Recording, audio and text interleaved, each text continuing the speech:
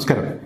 CPM-നെ പരാജയപ്പെടുത്തിയതിനേക്കാൾ, ഇടതുപക്ഷ ജനാധിപത്യ മുന്നണിയെ പരാജയപ്പെടുത്തിയതിനേക്കാൾ വലിയ പണിയാണ് നിങ്ങൾ പരാജയപ്പെട്ടു എന്നവരെ പറഞ്ഞു മനസ്സിലാക്കുക എന്നുള്ളത്. തിരഞ്ഞെടുപ്പ് വിജയവുമായി ബന്ധപ്പെട്ട്, ഫലവുമായി ബന്ധപ്പെട്ട് കഴിഞ്ഞ സമയങ്ങളിലൊക്കെ സമൂഹ മാധ്യമങ്ങളിൽ ചില പ്രതികരണങ്ങൾ എന്റെ ശ്രദ്ധയിൽപ്പെട്ടു. ഈ പ്രതികരണങ്ങളിൽ ഏറിയ പങ്കും ഇത്തരത്തിലുള്ളതാണ്. അതായത് CPM-നെ ഇനി പരാജയപ്പെട്ടു എന്ന് പറഞ്ഞ് മനസ്സിലാക്കാൻ കുറച്ച് പണിയുള്ള കാര്യമാണ് എന്നുള്ളതാണ്. അത്തരത്തിലുള്ള പ്രതികരണങ്ങളാണ്. എന്തായാലും ആ പ്രതികരണങ്ങളൊക്കെ ശരിയാണ്. അത്തരത്തിലുള്ള ചില പ്രതികരണങ്ങൾ CPIM-ന്റെ നേതാക്കന്മാരുടെ ഭാഗത്ത് നിന്ന് ഈ കഴിഞ്ഞ മണിക്കൂറുകളിലൊക്കെ ഇങ്ങനെ വന്നുകൊണ്ടിരിക്കുകയാണ്, ഇപ്പോഴും വന്നുകൊണ്ടിരിക്കുന്നു. ഞാനൊക്കെ ഇഷ്ടപ്പെടുന്ന ഒരു നേതാവാണ് M സ്വരാജ്. അതായത് സ്വരാജിനെ സംബന്ധിച്ചിടത്തോളം കാര്യങ്ങളൊക്കെ വളരെ കൃത്യമായി പറയുന്ന ഒരു നേതാവാണ്. അതുകൊണ്ടാണ് സ്വരാജിനെയൊക്കെ ഇഷ്ടപ്പെടുന്നത്. ഉള്ളതുള്ള പോലെ അങ്ങ് പറയുന്ന ഒരു വ്യക്തി എന്ന രീതിയിലാണ് ഞാൻ അദ്ദേഹത്തെയൊക്കെ നോക്കിക്കണ്ടിരുന്നത്. എന്തായാലും M സ്വരാജിന്റെ ഒരു പ്രതികരണം ഈ കഴിഞ്ഞ സമയത്ത് എല്ലാം ശ്രദ്ധയിൽപ്പെട്ടു. അദ്ദേഹം പറയുന്നത് പാർട്ടിക്ക് അനർഹമായിട്ടുള്ള ഒരു പരാജയമാണ് കിട്ടിയത് എന്നാണ്. ഒരിക്കലും പാർട്ടി പരാജയപ്പെടാൻ പാടില്ലായിരുന്നു. എന്തായാലും പരാജയം അംഗീകരിക്കുന്നു. അനർഹമായിട്ടുള്ള ഒരു പരാജയം പാർട്ടിക്കുണ്ടായി, പാർട്ടി അർഹിക്കാത്ത പരാജയം. ചില ആളുകളൊക്കെ ഉദാസീനമായി ചിന്തിച്ചു, അരാഷ്ട്രീയമായിട്ടുള്ള ചിന്തകൾ ചില ആളുകളിലൊക്കെ ഉണ്ടായി. അതുകൊണ്ടാണ് പാർട്ടി പരാജയപ്പെട്ടത്.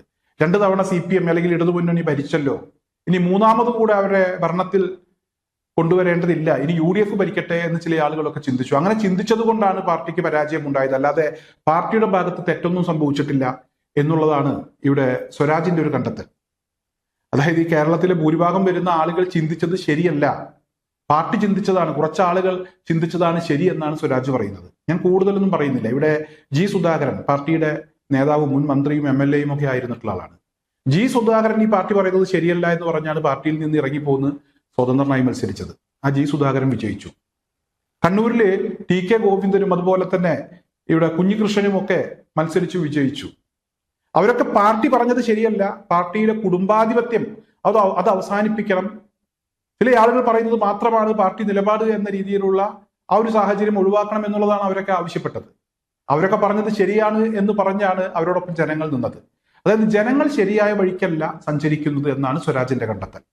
മറ്റൊരു വ്യക്തി എന്ന് പറയുന്നത് MM മണിയാശാനാണ്. അദ്ദേഹം പിന്നെ എന്തെങ്കിലുമൊക്കെ വിളിച്ചു പറയാറുണ്ട്, അതിനെ കാര്യമായി എടുക്കാറില്ല. എങ്കിലും അദ്ദേഹം ഇപ്പോൾ പറഞ്ഞത് കുറച്ച് കടുത്ത വാക്കുകളാണ്. അതായത് UDF-നെ വിജയിപ്പിച്ച ആളുകളൊക്കെ വിഡ്ഢികളാണ് എന്നാണ് MM മണിയാശാൻ പറഞ്ഞത്. അതുപോലെ മറ്റൊരാൾ, അതായത് വിജയരാഘവൻ, അദ്ദേഹം കുറച്ച് കടുപ്പിച്ചിട്ടുള്ള വാക്കുകളാണ് പറഞ്ഞത്. വർഗീയത രാഗി മിനുക്കിയിട്ടുള്ള ഒരു വിജയമാണത്രേ ഇപ്പോൾ കിട്ടിയിരിക്കുന്നത്. അതായത് ഇവര് തോറ്റു, എന്നാൽ ആ തോൽവി അങ്ങ് സമ്മതിക്കില്ല. ആ തോൽവിയുമായി ബന്ധപ്പെട്ട് ഇപ്പോൾ വോട്ട് ചെയ്ത ജനങ്ങൾക്ക് നേരെ മെക്കിട്ട് കയറാൻ വേണ്ടി ഇറങ്ങിയിരിക്കുകയാണ്. ജനങ്ങളൊക്കെ വർഗീയവാദികളാണ്, ജനങ്ങളൊക്കെ വിഡ്ഢികളാണ്, ജനങ്ങളൊക്കെ അരാഷ്ട്രീയവാദികളാണ് എന്ന കണ്ടെത്തലാണ് CPM-ന്റെ നേതാക്കന്മാർ ഇപ്പോൾ നടത്തിക്കൊണ്ടിരിക്കുന്നത്. അതായത് എത്ര പറഞ്ഞാലും മനസ്സിലാവില്ല. പാർട്ടിയിൽ നിന്ന് ഇറങ്ങിപ്പോകുന്ന ആളുകൾക്ക് വിജയിക്കാൻ കഴിഞ്ഞു. പാർട്ടിയുടെ ഭാഗത്ത് എന്തോ പിഴവുണ്ട്, തെറ്റുണ്ട്, അത് പറയുന്നുണ്ട്. പിഴവുണ്ട്, തെറ്റുണ്ട്, അത് ഞങ്ങൾ തിരുത്തുമെന്നൊക്കെ പറയുന്നുണ്ട്.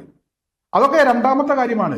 ആദ്യം പറയാനുള്ളത് പാർട്ടി ശരിയാണ്, പാർട്ടി ശരിയായ വഴിക്കാണ് പോണത്, ജനങ്ങൾ തെറ്റായ രീതിയിൽ ചിന്തിച്ചു, അതുകൊണ്ട് പാർട്ടി പരാജയപ്പെട്ടു.